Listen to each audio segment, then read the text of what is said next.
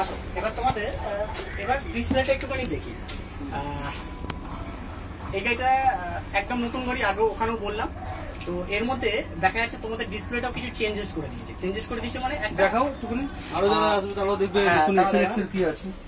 এই যেমন আগে যেমন ডিজিটাল মিটার ছিল, হিট মিটারটা ডিজিটালে ছিল, মানে হিট হলে টার্বোমিটারও ছিল না, সেটা এই গাড়িতে আবার দেখলাম এটা খুব ভালো দিয়েছে। এটা তোমাদের পক্ষে ভালো, খুব ভালো একদম। হাওয়া মিটারটা দিয়েছে, অন্যান্য সময় দেখা যায় যে ডিসপ্লেতে আছে, ডিজিটালে থাকে। তো এখানে দেখা যাচ্ছে যেমন ফুয়েলটাও দিয়ে দিয়েছে, ফুয়েলটাও দিয়েছে, সেটা ডিজিটালে ছিল। তো ডিজিটালে কি হয়, ডিজিটালে কোনো ক্ষেত্রে প্রবলেম হলে বোঝা যায়, ওপেন করে দেখতে হতো।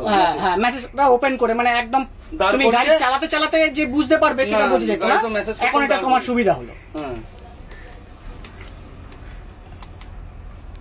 তোমার গেজ সিস্টেমে দেখা যাক যে কিছু নতুন কিছু দিয়েছে কিনা। মোটামুটি সবই সেমই আছে, এমনি কিছু নেই। হাওয়া মিটার যেরকম থাকে তো থাকে, ওটাও ঠিক আছে। অ্যাডভান্সে তোমরা যখনই অ্যাডভান্সে যাবে, অ্যাডভান্স হচ্ছে আমাদের প্রথম যখন তোমাদের গাড়ি প্রবলেম হয় বা তোমরা যখন আমাকে ফোন করো ফার্স্ট টাইম, তখন ফোন করলে তখন আমরা বলি যে অ্যাডভান্সে যাও। তাহলে অ্যাডভান্সটা কোথায় পাবে? অ্যাডভান্সটা ফার্স্ট পাবে হচ্ছে এখানে এন্টার করবে, এন্টার সুইচ দাবলে গেজ আসবে, গেজ থেকে উপর টপ সুইচটা মানবে, মানে উপরে প্রথমে অ্যাডভান্স। দেখো অ্যাডভান্সে আসলে এখানে একটা চাবি সাইন আছে, মানে একটা লক করা। এবার লকটা খুলবে কি করে? এটাকে জাস্ট এন্টার টিপে রাখবে, টিপে রাখলে 000 আছে। তো এটা কিন্তু 4টে 0 নেই এখন এই গাড়িতে মনে হচ্ছে 1 2 3 4। তো 1 2 3 4 করতে গেলে আগে এন্টার করে, আগে 1, এই যে 1 উপরে সুইচটা জাস্ট উপরে সুইচ, তারপর আবার ওকে করে আবার 2, হ্যাঁ এন্টার করে 3 4, ব্যাস ওপেন হয়ে গেল, খুলে গেল। এবার চলে যাবো আমরা ডায়াগনস্টিকে। ডায়াগনস্টিক কোনো প্রবলেম আছে কিনা, যেমন ইঞ্জিন সিস্টেমের নো ফল্ট, ট্রান্সমিশনের নো ফল্ট, ব্রেকের নো ফল্ট। ইনফো ডিসপ্লেতে 236 দেখাচ্ছে। এটা হচ্ছে এফএমএস গেটওয়ে বলে একটা সমস্যা আছে, যেটা মানে কোনো লাইটিং সমস্যার কারণে হয়তো খুলে দিয়েছে কিনা দেখতে হবে ওটা। এটা পরে দেখে নেবো। আর এয়ার সাসপেনশনে এটা হচ্ছে ওই যে ফল কোডটা আসছে, দেখো এর মধ্যে নোংরাটা আসছে, তার মানে এই সিস্টেমটা খোলা আছে। ঠিক আছে, দেখো এর মধ্যে নোংরাটা চলে আসবে, এই যে নোংরাটা, তার মানে এই সিস্টেমটা ফল কোড ওখানে জেনারেট করছে। ঠিক আছে, হ্যাঁ এফএমএস ওটা। তো এই বিকেল মেসেজে কিছু নেই, লাইটিং এও কিছু নেই, এর মধ্যে গিয়ারও কিছু নেই, বডিতেও নেই। এটিএস মানে হচ্ছে অ্যাডব্লু সিস্টেম। ঠিক আছে, তো এর মধ্যেও কিছু নেই। তাহলে আপাতত সব ঠিকঠাকই আছে। তো এইভাবে করে আমাদের দেখতে হয়। আর এছাড়া ড্যাশবোর্ডটাকে নতুন ডিজাইন বলতে দেখো স্টিয়ারিংটা খুব সুন্দর কাভারিং করেছে একটা।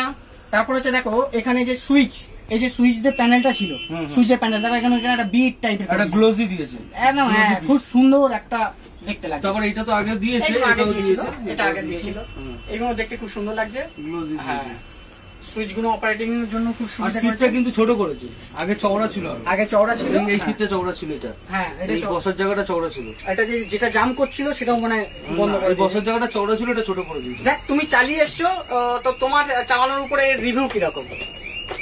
ভালো, আমি রাস্তা চালিয়ে এসছো। সবচেয়ে বড় কথা দেখো, আমি এটা গর্ববোধ করি না, মানে হয়তো আমি লাকি। ভলভো ইস্ট ইন্ডিয়াতে 9600S যখন আছে শ্যামলী পরিবহনে, তখন আমি ড্রাইভার ছিলাম, নিশ্চয়ই জানো। আর এখন ভলভো 9600 SLX ড্রিম ক্রুজার নিয়েছে, তাতেও আমি ড্রাইভার প্রথম। তো এস চালিয়েছি। এসটা তখন দেখো প্রত্যেকটা কোম্পানি যখন প্রথম লঞ্চ করে তাতে একটু ম্যানুফ্যাকচারিং এর এদিক ওদিক হতেই পারে, কিছু সমস্যা হতে পারে, ওনারা নতুন ম্যানুফ্যাকচারিং, নতুন আইডিয়া নিয়েছেন, নতুন কিছু করতে কিছু প্রবলেম আসবে, প্রবলেম হতেই পারে, সেটাকে ওনারাই আবার রেকটিফাই করবে।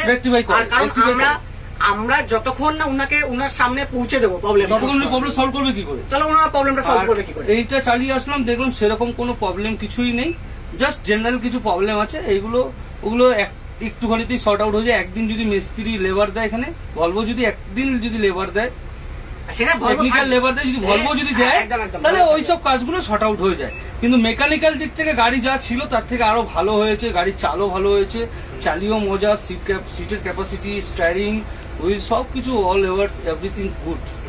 Volvo is good. আর আমাদের ভলভো চালাতে চালাতে আমাদের নিজেদের ড্রাইভারদের যে ব্রাইটনেসটা আরো বাড়িয়ে দিয়েছে। আমরা হয়তো একটা সময় হয়তো ড্রাইভারদেরকে একটা অন্য জগতের মানুষ ভাবতো। আগে তো তুমি তো মার্ক 2 গাড়ি চালিয়েছো, মার্ক 1 চালিয়েছো তখনকার সময় থেকে। আমরা কি দেখলাম, মার্ক 1 দেখলাম, মার্ক 2 দেখলাম, মার্ক 3 দেখলাম, মার্ক 4 দেখলাম, মার্ক 5 আসেনি, মার্ক 6 আসলো, মার্ক 4 দেখলাম, মার্ক 5 টা ছিল না, মার্ক 6 এসেছে, এবার মার্ক 6 দেখছি। এবার আমরা 5টা জেনারেশন চেক করে নিয়েছি। আমরা জানি না বাপ্পাদা অবভিয়াসলি অনেক আগে থেকে আর অনেক পুরনো ড্রাইভার, যেটা আমি তো রয়্যাল ক্রুজারে একদম প্রথম অবস্থায় গিয়েছিলাম 2009-এ, আর তার আগে থেকেও বাপ্পাদা অনেক আগে থেকে চালায়। তো বাপ্পাদা তখনও ছোট ছিল, এখনো ছোট, যতই বয়স বাড়ুক তখনও ছোট, এখনো ছোট, জানো সে আর বলার মতন নয়। তো বাপ্পাদার সঙ্গে আজ থেকে আমাদের পরিচয় নয়, পরিচয় বহুত জীবন আগে থেকে, 17 বছর হয়ে গেছে, 16-17 বছর, 18 বছর, 17-18 বছর, 18 বছর হয়ে গেল। ওদের টাকা চুল উঠে গেছে।